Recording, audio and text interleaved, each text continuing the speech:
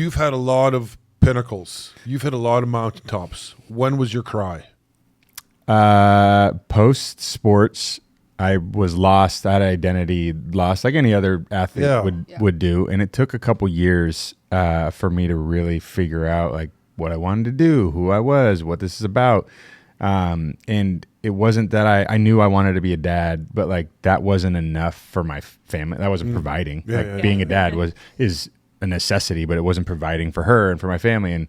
And so I went to all these meetings and I did this. And so actually there was a moment for maybe like a month where I was like very lost. And this was towards the end of like me actually hitting the other side and understanding like, okay, I got this, my feet under me.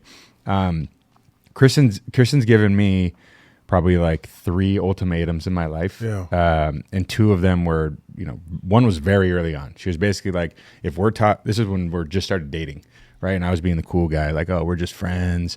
We're going to, you do your thing, I'll do my thing. We'll hang out. I'll come over later, like whatever it was. Right. And, she was basically like, if we're going to do this, right, you're not going to be talking to other girls. Right. So you can make that choice.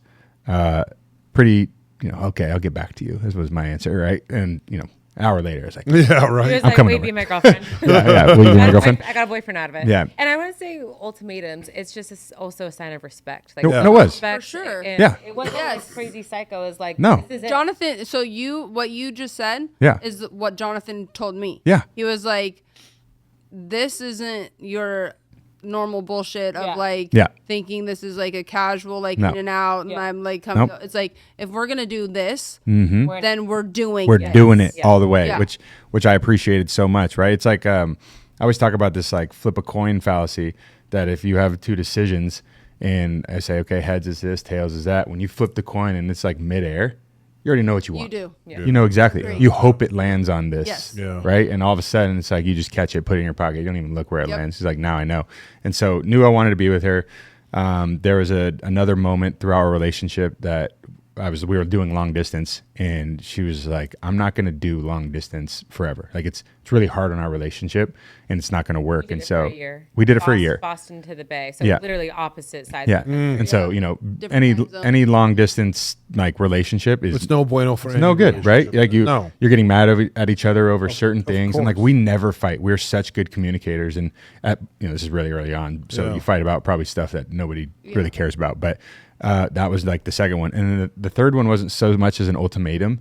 It was like a reality check. And this is what goes back to your point, that she let me know that I am you. She was pointing at me like, you are providing for our family. You need to plant your flag, and you need to plant your flag, and you need to do this shit for our family, right? Whatever that is, just go figure it out. Because I was doing like 5 jobs. They were all like internship style. I was just like figuring, like, I'm gonna do this, I'm gonna do that. None of them fucking paying me, right? And at one point, it's like, okay, we just lived with your parents. We just were in a dorm room making $10,000 in AA. Like, you need to figure it out and do it, because that is your role. And from that moment, that was the moment of pain you're talking about, right? That I had my wife. I always tell her, like, you yelled at me, right? She's never really yelled at me, but she yelled at me then.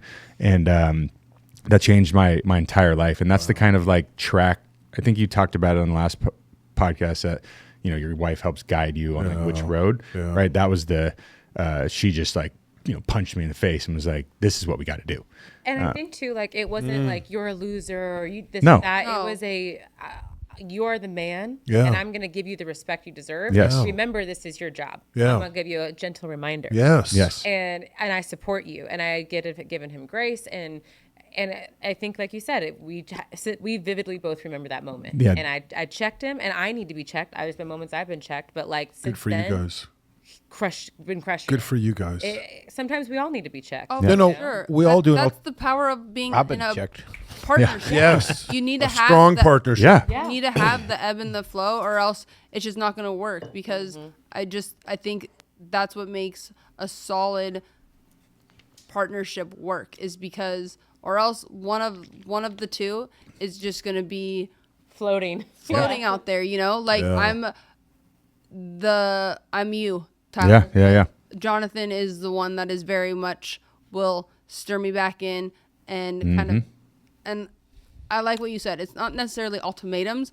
It's more along the lines of, one, it's also you have these specific boundaries for yourself, and like this is what is good for me. So you're gonna either meet this or you're not.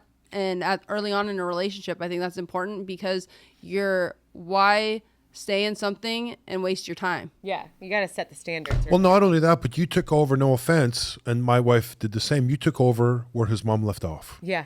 Most wives And do. most, Yeah. well, Yeah. let's not say that either. Yeah. Okay, because that's 60% divorce. Good. Yeah, successful ones. The Successful successful wives take over where the mother left off, Yes. and gives you that kick in the ass that he fucking Yeah. needs Yeah. when he needs it in Yep. that kind, loving way. Yeah. I have a question. And for him to accept it is really important also. That's Yes. It's mutual respect. It's mutual But I have a respect. question for him, because I think anyone listening who might have been lost or was an athlete or transitioning even from like a career, in the moment of your weakness, what advice would you give to someone who's currently lost and wants to find their way again?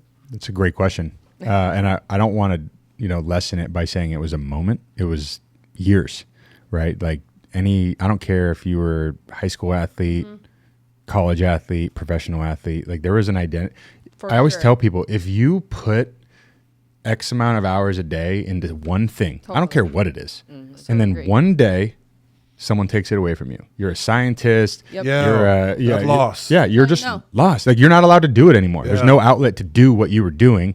Good luck. Like figure something else out.